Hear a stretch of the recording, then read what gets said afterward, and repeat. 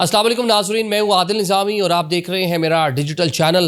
नाज़रीन, दुनिया में आजकल जंगी मामलात बहुत ज़्यादा बढ़ रहे हैं और पाकिस्तान का एक फ़ाइटर प्लेन है JF-17 ब्लॉक 3 थंडर जो जहाज़ है, इसकी बड़ी धूम है।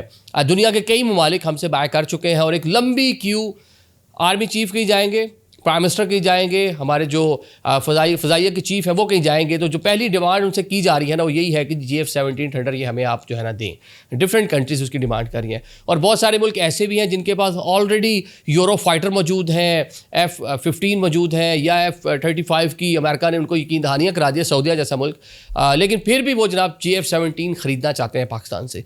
उसकी रीज़न्स क्या हैं, वजूहात क्या हैं, क्यों अब यूरोपियन या अमेरिकन वेपन के ऊपर दुनिया रिलाई नहीं कर रही, उनके जहाज़ों पे दुनिया रिलाई नहीं कर रही, क्यों पाकिस्तान और चाइनीज़ ने मिलकर जो JF-17 बनाया था या जो J-10C बनाते हैं, इस पे क्यों दुनिया जो है रिलाई करने का सोच रही है या फोकस इस जानिब क्यों है, ये आपको बताते हैं। पाकिस्तान का बनाया हुआ fighter plane JF-17 thunder block 3 ये 4.5 जनरेशन जहाज़ है, मल्टी रोल है, मतलब डिफरेंट मकासद के लिए इसको इस्तेमाल किया जा सकता है और वेल टेस्टेड ये जहाज़ है। टेस्ट हमने 2019 में आपने देखा, पुलवामा के बाद इंडिया ने जो एक सर्जिकल स्ट्राइक और एक ढोंग रचाया, उसके बाद पाकिस्तान ने जब अभिनंदन वाला पूरा वाक़या आपको याद होगा, उसके बाद दुनिया ने देखा जनाब पाकिस्तान ने इसको इस्तेमाल किया जहाज़ को, कैसा मज़े से इंडियन एयरफोर्स को मतलब कह लें कि ऐसी तैसी दे के रख दी उनकी।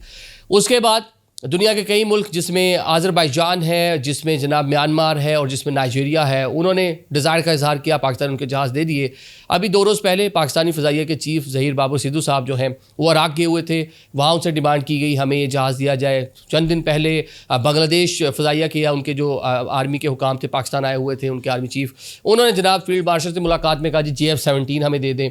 सऊदीया, हमने उनके पैसे देने हैं कोई $2 अरब, वो कहते हैं $2 अरब ना दे, 2 और पकड़ें और हमें कुछ JF-17 थंडर्स तैयारी दे दें। तो एक लंबी फहरिस्त कह लें कि एक लोग क्यों में लग गए। लीबिया, वो भी आपने देखा कि पाकिस्तान के फील्ड मार्शल वहाँ पे गए थे लीबिया में, तो वहाँ उन्होंने भी इसी डिज़ायर का इजहार किया। सूडान, उसके बारे में कहा जा रहा है चीज़ें बड़ी फाइनलाइज हो गई हैं और वेरी सून हम उनके हैंड ओवर कर रहे होंगे। तो इस टाइम धूम मची हुई है पाकिस्तान के इस फाइटर प्लेन की, क्योंकि वो टाइमली हमने उसको टेस्ट करके दुनिया के सामने दिखाया, उसकी धाक बैठ गई है इस टाइम दुनिया के अंदर। अब सवाल ये पैदा होता है दुनिया इतना ज़्यादा इंटरेस्ट शो क्यों कर रही है इस जहाज़ के अंदर। एक तो टेस्ट हो गया, ओके फ़ाइन, लेकिन दूसरी चीज़ यूरोपियन और अमेरिकन वेपन जब वो किसी मुल्क को देते हैं, डिफरेंट नौयत की उसके अंदर मसाइल का सामना उनको करना पड़ता है।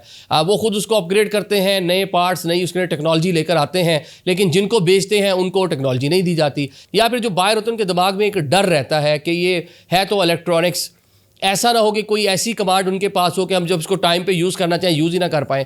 आपको याद हो कि पुलवामा जिसका मैंने तस्करा किया, उस टाइम भी आया है, मतलब इंडियंस ने बात की, पूरा यूरोपियन मीडिया बात करता रहा, इन्होंने JF-16 इस्तेमाल किए हैं, हमने कहा नहीं जी हमने तो JF-17 इस्तेमाल किए हैं। मतलब इस तरह की बात होती रही कि वो इंडिया के ख़िलाफ़ इस्तेमाल नहीं कर सकते थे, कुछ इस तरह की चीज़ें अमेरिका ने कभी कही थी। तो इस तरह के बहुत सारे मसाइल जिसका सामना करना पड़ता है ममालिक को। लेकिन अगर JF-17 थंडर दिया जाएगा, एक तो काबिल एतबार हो गया, पाकिस्तान उसको सर्विसेज भी दे रहा है, जो भी उसके अंदर एडवांसमेंट आएगी वो भी करने का पूरा मामला, ट्रेनिंग भी दी जाएगी। इसके साथ जो मिसाइल सिस्टम अभी PL-15 मार के हक में हमने उसको इस्तेमाल किया 300 किलोमीटर, अभी हाल ही में चंद दिन पहले हमने 600 किलोमीटर तक एयर टू सरफेस मिसाइल जो JF-17 से ही हमने उसको जनाब फायर करके दिखाया। दुनिया हैरान रहेगी, 600 किलोमीटर तक जनाब आप वहाँ से मिसाइल मार सकते हैं। हाल ही में हमने जो PL-15 इस्तेमाल किया, इंडियन कितने डेप्थ में चले गए।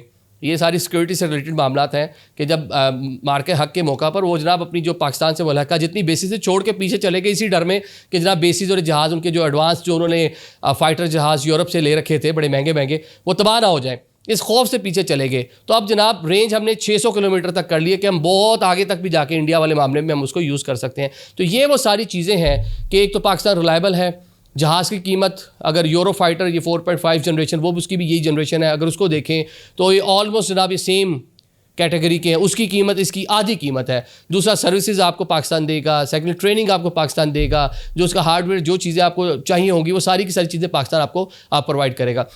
अब यहाँ पे जनाब एक टेस्ट केस के तौर पे लोग सऊदी अरेबिया को ले रहे हैं। सऊदी अरेबिया के पास F-35 ट्रंप अभी गए थे, वादा करके आए हैं जनाब जितने मर्जी ले लें, ये तो हैं ही आपके। और सेकेंडली जनाब उनके पास F-15 ऑलरेडी मौजूद हैं, उनका यूरो फाइटर उनके पास ऑलरेडी मौजूद है, उसकी मौजूदगी में वो जनाब पाकिस्तान से JF-17 उसका तकाजा कर रहे हैं। ख्वाजा आसिफ साहब ने तो ये कह दिया कि जिस तरह सऊदीज़ ने कहा कि 2 अरब जो आपने हमें देने हैं, जो हमने आपके पास रखवा रखे हैं, वो ना दें बल्कि 2 और पकड़ें और हमें जहाज़ दे दें।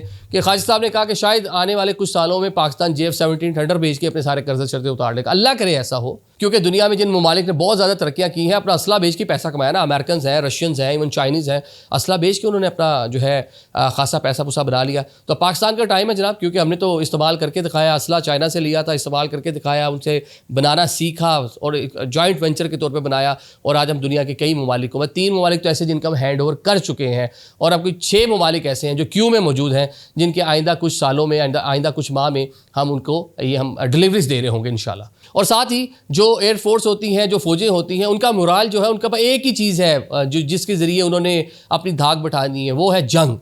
अमेरिका दुनिया में जंगे लड़के, मिसाइल मार के, उसने अपनी एटम यूज़ करके दुनिया में किस तरह एक अपनी धाक बैठाई हुई है ना।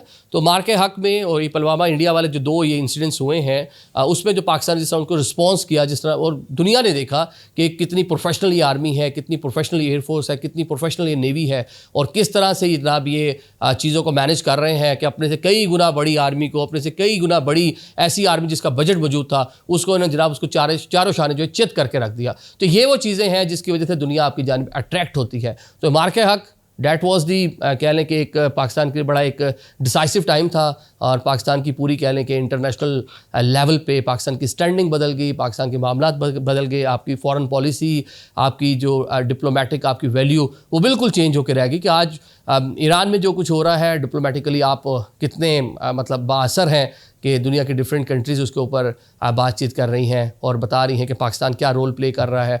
ऑन द अदर साइड हम देखें कि सऊदीया के साथ पैक्ट हमने कर लिया, और तुर्की खुद हमसे डिज़ायर कर रहा है कि हमें भी इस पैक्ट में शामिल किया जाए, हम भी आपके साथ आना चाहते हैं, नए ब्लॉक्स बन रहे हैं। तो उसमें पाकिस्तान की अहमियत खासी बढ़ गई है, और ये वो चीज़ें हैं जिनको हमने इस्तेमाल किया, और आज हम अल्हम्दुलिल्लाह इस लेवल तक पहुँचे हैं। Thank you so much.